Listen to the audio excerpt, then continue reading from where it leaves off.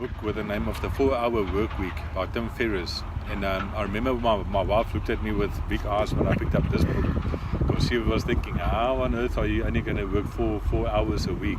And I actually, if you go look at my car, I actually have the book in my car door. So every now and then when I've got to spare 10 minutes or 15 minutes, I've actually got a lot of stickers inside that book, so I go and review some of those principles.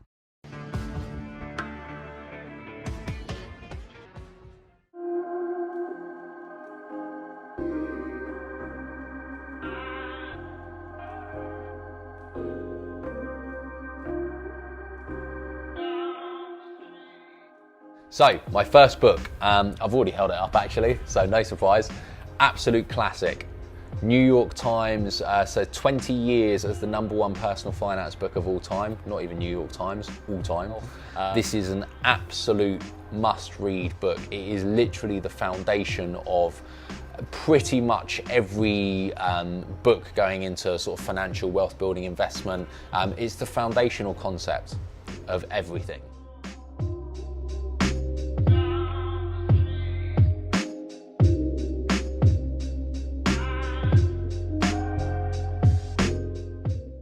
With the name of The 4-Hour Work Week by Tim Ferriss. And I remember my wife looked at me with big eyes when I picked up this book, because she was thinking, how on earth are you only going to work 4 hours a week? And I actually, if you go look at my car, I actually have the book in my car door. So every now and then when I've got to spare 10 minutes or 15 minutes, I've actually got a lot of stickers inside that book, so I go and review some of those principles. It's not about working only for 4 hours a week, but just the practical things that this guy gives about how to be more productive in your business. That thing is worth its money in gold. I think that I'm a very firm believer in that book. Hi, Jasper Basson here. I just wanted to remind you about the Daily Entrepreneur Tips series. It's a business growth series for entrepreneurs and contains financial information and also information to grow you as a person and your business, because we will never grow our business any higher than we grow ourselves. So click on the link below and I will send you daily information to grow you as a person and your business, and it's for 365 days of the year.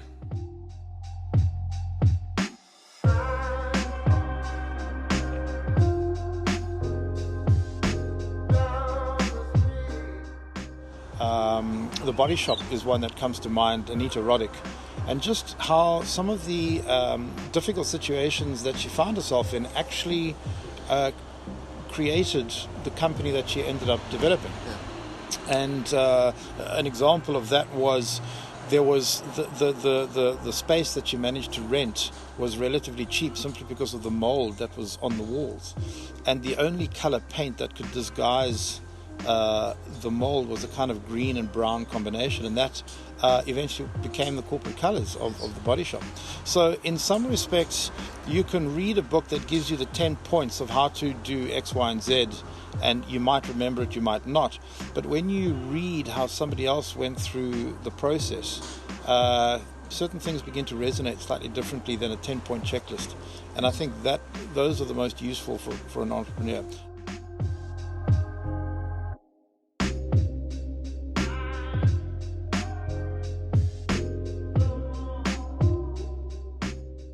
That I know a lot of people recommended to me, and I found it very difficult, and I mentioned this in my speech that I presented at the Talk to Sales Summit, was Napoleon Hill's Think and Grow Rich.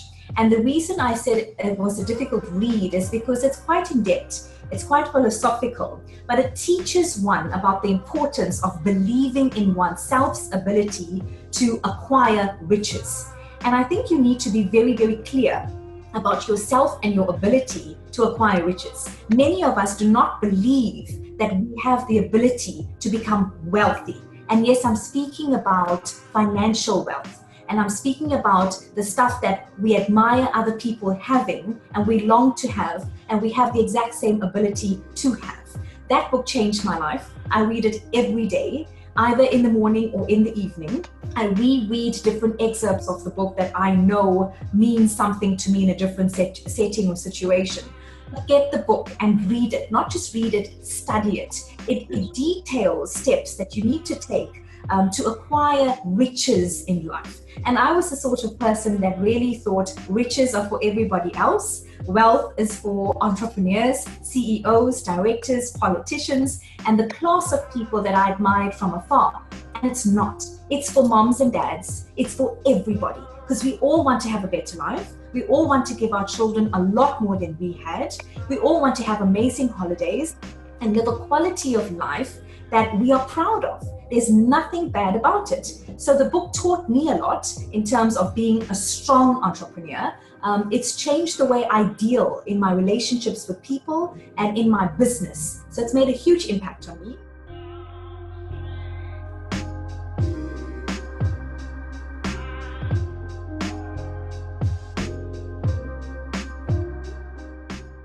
Basically, Jim Collins and his research team did an extensive research project to analyze hundreds of different companies and find the few that went from being very average companies to significantly outperforming the stock market for a number of years. And they ended up finding only a handful of companies that met their very stringent criteria. And in this book, they share all of the reasons why they had discovered that those companies were able to go from good to great, and how you can use those same ideas in your own business to help your own business grow and become a very successful, long-lasting business.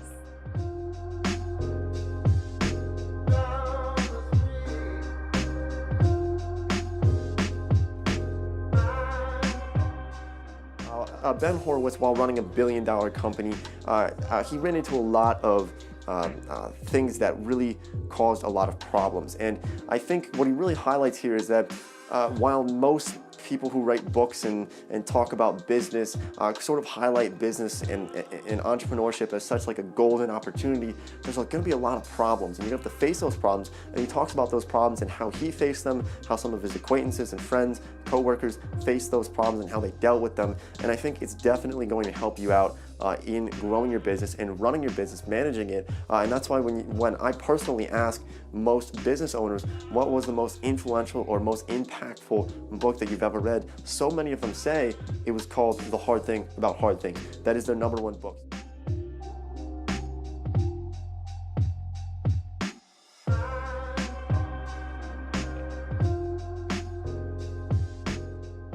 This is such an awesome book.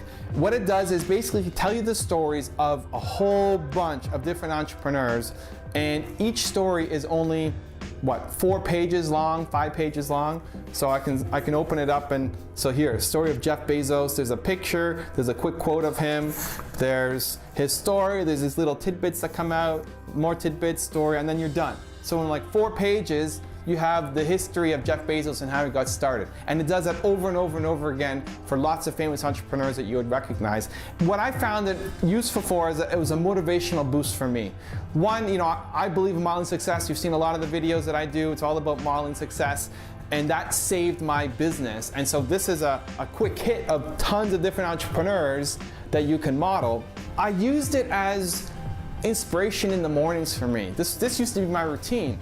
When you wake up and you're by yourself and you're trying to challenge yourself to think bigger and do more and stay motivated to run your business, my daily routine used to consist of opening up Radicals and Visionaries and reading one story.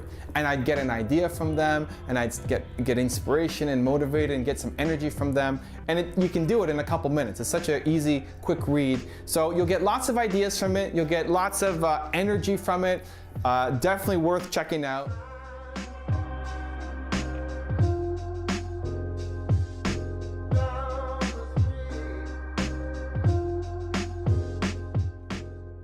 Tools of Titans, Tim Ferriss, epic book. Google it, you'll see all of the amazing reviews. The bottom line here is that if you want to become the best, or actually to become better than the best, you have to study the best. He chronicles the best in this book. And what I really appreciate about this is that these people that he chronicles, they disclose the tools, the tactics, the strategies, the methods that they have used to get where they are in their career. But what I love most is that Kevin Kelly has an essay in this book called 1,000 True Fans. It's actually a rewrite of his original essay, 1,000 True Fans. If you are a creator, that's the most important essay that you can read, and it's in this book. Buy this book just for that.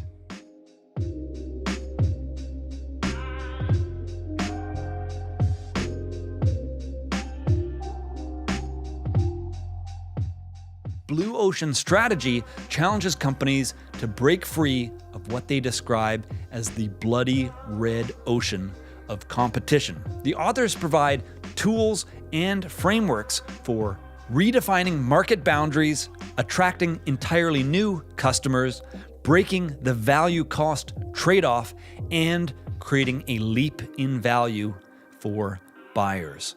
The core principle of the book is value innovation, which is all about finding ways to add value and reduce cost at the same time.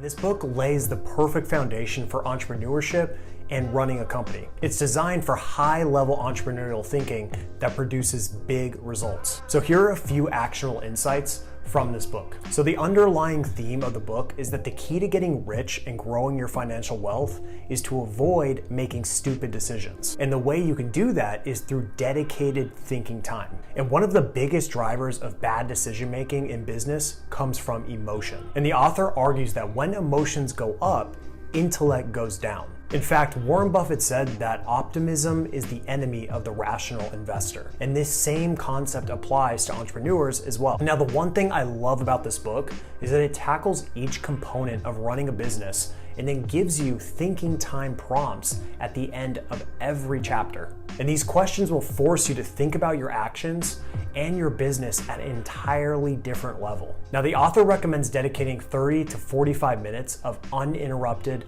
thinking time every single day.